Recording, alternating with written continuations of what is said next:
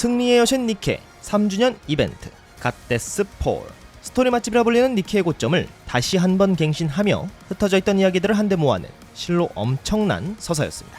단순한 에피소드를 넘어 세계관의 거대한 축이었던 갓데스와 퀸의 이야기를 일단락 지어주면서도 동시에 아군이 죽는 일은 없을 것이라 믿었던 우리의 안일함을 무참히 깨부수며 가장 고통스러운 방식으로 이야기의 마침표를 찍어주었죠. 여기에 놓인 라푼젤과 이사벨은 그 비극의 한복판을 관통했던 주역들로 한 명은 새로운 모습으로 우리 곁에 돌아오겠지만 다른 한 명은 그날의 전장에서 영원히 잠들게 되었습니다. 이벤트가 종료된 지 벌써 시간이 꽤 흘렀습니다. 그래서 냉정히 말해 지금은 뽕이 약간 빠진 상태인데 이벤트가 진행되기 직전에 피규어가 출시되었다면 절묘하게 출시일과 이벤트 타이밍이 맞아떨어졌던 스텔라 블레이드의 홍련처럼 큰 시너지가 발생했을지도 모를 일이었을 텐데 뭐 서로의 스케줄이 있는 거니까요. 오히려 조금 늦게 우리를 찾아온 만큼 그때의 기억을 차분히 되돌아보며 살펴보는 것도 나름의 재미가 있지 않을까 싶네요. 루미너스 박스는 중국 제조사입니다. 그런데 구스마일 컴퍼니가 유통을 맡고 있는 브랜드라서 구스마일의 품질 기준을 따르고 있습니다. 그래서 그런지 외관 디자인과 패키징 모두 구스마일 계열 스케일 피규어와 유사한 고급스러운 모습이네요. 오타쿠 토이즈는 저도 참 생소한 브랜드인데 이곳은 구스마일과는 연관 없이 판매되었습니다. 일단 그냥 딱 보기에 패키징 상태가 굉장히 약해 보입니다. 자, 먼저 이사벨 개봉해보겠습니다. 박스 외관에서부터 뭔가 저렴해 보이긴 했는데 이 블리스터가 정말 안 열립니다. 공차를 너무 타이트하게 잡은 느낌인데요. 물론 중국 브랜드라서 그런 건 아닙니다. 일본 브랜드도 이런 경우가 종종 있는데요. 이럴 땐 블리스터의 탄성에 의해 부품이 날아가지 않게 조심해야겠죠. 구성은 베이스, 본체, 날개 한 쌍, 그리고 날개를 지지하는 금속봉까지 총 5파츠입니다. 이어서 라푼젤 개봉해보겠습니다. 역시 구스마일 고급 스케일 패키징과 동일하네요. 안쪽에 니케 로고도 같이 들어가 있고 블리스터는 확실히 훨씬 수월하게 열립니다. 이게 정상적인 느낌이죠. 구성은 베이스, 지팡이를 이미 쥐고 있는 본체, 그리고 등 뒤에 배치하는 후광 장비까지 총 3파츠입니다.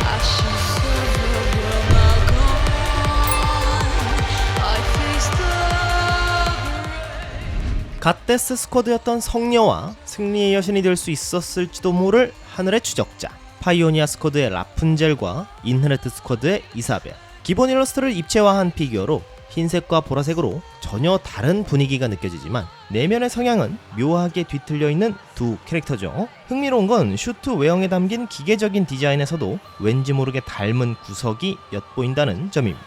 인헤르트 스쿼드를 도로시가 주도해 만들었다는 사실을 상기해보면 어쩌면 라푼젤과 이사벨의 무장에는 스노우 화이트의 기억이 온전했던 시절 정립했던 그 당시 기술적 문법이 장비에 녹아있기 때문일지도 모르겠네요. 오타쿠 토이즈에서 발매한 승리의 여신 니케, 이사벨 1:7 스케일. 커다란 날개와 메카니컬한 디자인. 딱 봐도 공중전이 특기일 것만 같은 디자인이죠. 그런데 이 친구 충격적이게도 게임 안에서 죽어버렸습니다. 게임 특성상 수많은 캐릭터가 가볍게 스쳐 지나가지만 에덴이라는 소수 정예 세력의 구성원인 만큼 앞으로 더 많은 활약이 있을 것만 같았던 친구였는데 사망할 줄은 생각조차 못했네요. 거기다 혼자 죽은 것도 아니에요. 같은 에덴의 구성원인 하란까지 함께 전사했습니다. 덕분에 갓데스 폴이라는 거대한 서사의 무게감을 완성하는 데는 성공했지만 해당 캐릭터에 애정을 가지셨던 분들에겐 갈고리 99개를 띄울 상황이 된 것이죠. 이 피규어에서 가장 먼저 눈에 들어오는 건 단연 압도적인 볼륨의 날개입니다. 정면에서 보면 몸체에 붙어있는 것처럼 보이지만 실제로는 바디와 분리되어 공중에 떠있는 구조라 어떻게 입체화될지 무척 궁금했던 부분이었는데요. 등 뒤에 별도의 거치대를 배치해 날개를 그 위에 연결하는 방식으로 해결했습니다.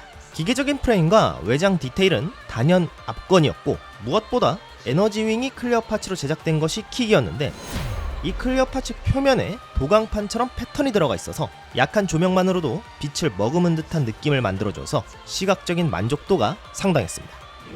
비행 슈트의 외장은 공기 저항을 최소화하려는 듯 불필요한 요철 없이 매끈하게 정리되어 있는데요. 몸에 밀착되는 실루엣을 유지하면서도 표면 위로 기계적인 디테일을 얻는 방식이 인상적입니다.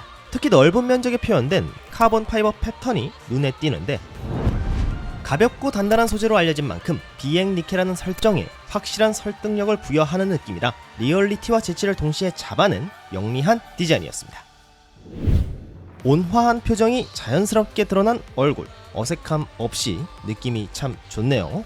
다만 이사벨의 아이덴티티를 알 수 있는 얀데레 스위치가 켜진 모습을 연출할 수 없다는 건 대단히 아쉬운 포인트인데요. 이런 극단적인 성향의 캐릭터일수록 다양한 표정이야말로 가장 큰 셀링 포인트가 될 수 있다고 보기 때문에 코스트를 조금 더 할애해서라도 교체형 얼굴을 구성에 포함했더라면 어땠을까 하는 아쉬움이 남는 대목입니다.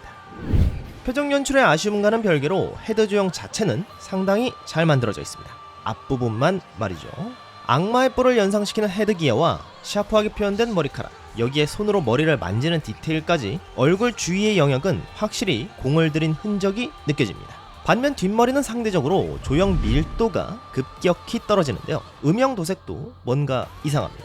뒷머리도 결국 헤드의 일부라 은근히 시야에 자주 들어오는 만큼 앞쪽과의 괴리감은 단점이 될 수 있어 보입니다.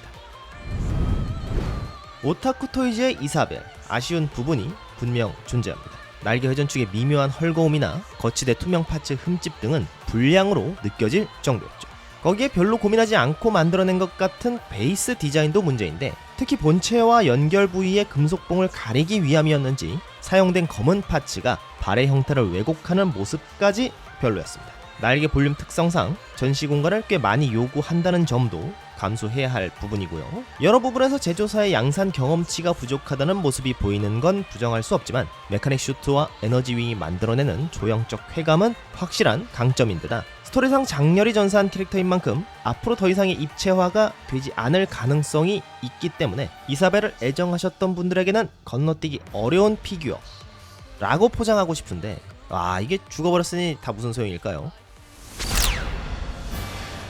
루미너스 박스에서 출시한 승리의 여신 니케, 라푼젤 1대7 스케일. 이 친구도 가루가 되었습니다. 릴리바이스의 몸을 취한 퀸에 의해서 말이죠. 일단 죽진 않았지만 치명상을 입은 상태라고 하니 재등장을 한다면 지금과는 다른 모습, 그러니까 좀 더 진화한 모습으로 등장하지 않을까 추측되는데, 어쩌면 노아와 퓨전 같은 걸 할지도 모르겠어요. 그건 좀 아닌가? 아무튼 저는 개인적으로 갓데스 스쿼드 출신 멤버들 중에서 라푼젤이 가장 호감이었던 터라 이번 입체화를 정말 기대했었는데요. 결과물은 일단 쌍따봉 주고 시작하겠습니다. 먼저 이 뭔지 모를 후광 파츠부터 살펴볼게요. 정식 명칭이 뭔지는 잘 모르겠습니다. 외관상 기계장치인 건 분명한데 원형으로 배치된 구조체들이 서로 연결되어 있는 듯한 묘한 궁금증을 불러일으키는 디자인이거든요. 이건 스노우 화이트가 신데렐라와의 전투 이후 전력 강화를 위해 새로 만들어준 장비인데요. 원래부터 몸으로 공격을 막아내거나 약간의 치료를 하는 건 가능했던 라푼젤의 능력을 훨씬 더 강화해주는 장비라고 합니다. 일단 스노우 화이트의 말로는 방어력이 2배 이상 올랐다고 하니까요. 공격과 방어 모두를 끌어올려주는 장비가 아닐까 추정됩니다. 디자인으로는 흰색 바탕에 골드 메탈릭과 연녹색으로 포인트가 들어간 심플하면서도 고급스러운 디자인인데, 메카닉스러운 디테일이 압도적이고 손에 쥔 지팡이도 이 후광 파츠와 같은 결로 디자인되어 있는데, 메탈릭 실버에 약간의 데칼까지 더해져 포인트가 정말 대단합니다. 게임에서는 이런 디테일을 자세히 볼 수가 없으니 이 정도일 줄은 몰랐는데, 역시 이런 게 피규어의 장점이죠. 그리고 지팡이 머리 부분이 무겁다 보니 지팡이를 쥔 손 부분을 연질로 설계했는데요. 무게로 인한 변형을 방지하기 위함도 있겠지만, 길이가 긴 지팡이인 만큼 끝부분에 약간의 힘만 들어가도 손바닥 결합 부위가 파손될 수 있거든요. 그런 부분까지 고려한 영리한 선택이라 생각됩니다. 서포터라고 하면 어느 정도 머릿속에 떠오르는 이미지가 있죠. 그래서 그런지 이 수녀라는 컨셉도 당연하듯 받아들여지는데요. 그런데 그 익숙함 위에 디테일이 한 겹 더 올라가면서 이렇게까지 멋있어도 되나 싶은 쪽으로 생각이 넘어갑니다. 한마디로 요약하자면 에반게리온 플러그 슈트에 수녀복을 걸쳐놓은 느낌인데 짙은 청색과 연녹색의 투톤 대비로 입체감을 확 보여주면서 빈 공간에 자잘한 디테일들이 보기 좋게 들어가 있습니다. 전체적으로 테두리에 금색 라인을 넣어놓은 것을 시작으로 허벅지 측면의 장치라던가 굽이 없는 단화도 굉장히 깔끔하고 등 뒤로 길게 뻗어있는 베일까지 조합이 참 잘 돼 있어요. 뭐랄까 그냥 최대한 화면에 예쁘게 담고 싶다는 생각이 들게 만드는 그런 의상입니다. 이름이 라푼젤이라서일까요? 디즈니의 라푼젤처럼 엄청난 길이의 금발 머리가 트레이드마크인데 따은 머리가 종아리까지 내려올 만큼 묵직하고 도톰하게 연출되어 있습니다. 머리카락에 모이는 부분의 음영 표현이나 끝부분에 드릴처럼 생긴 금속 뭉치도 포인트고요. 설정도 재미있는데 라푼젤의 머리카락에는 재밍 효과가 있어요. 그래서인지 손에 닿는 부분에 하나씩 뽑을 수 있게 표현된 디테일이 보이는데 이런 부분은 설정을 모르면 알아채기 어려운 디테일이겠죠. 풍성하죠? 앞머리와 옆머리요. 머리카락은 잘 나왔습니다. 그런데 정작 얼굴이 약간 아쉬운데 눈의 프린팅이나 얼굴형은 나쁘지 않지만 입이 너무 평면적이에요.